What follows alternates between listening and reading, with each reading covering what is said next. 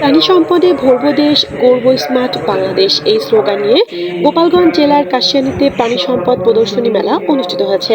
প্রধানমন্ত্রী শেখ হাসিনা একযোগে সারা দেশে এই প্রদর্শনীর উদ্বোধন করেন।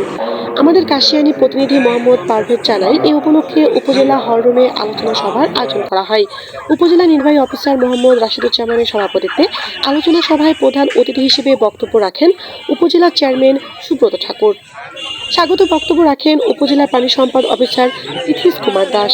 বিশেষ অতিথি হিসেবে বক্তব্য রাখেন উপজেলা মৎস্য অফিসার রাজীব কুমার রায়, কৃষি অফিসার কৃষিবিদ কাজী এজাজুল করিম, সমবায় অফিসার মোহাম্মদ মোরাদ হোসেন, ইন্সপেক্টর তদন্ত Mohammad Khorshed Alam, answer VDP Shampa Begum.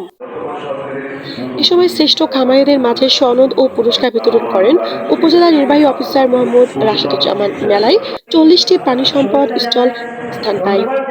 Gopalganj news, NF টানি।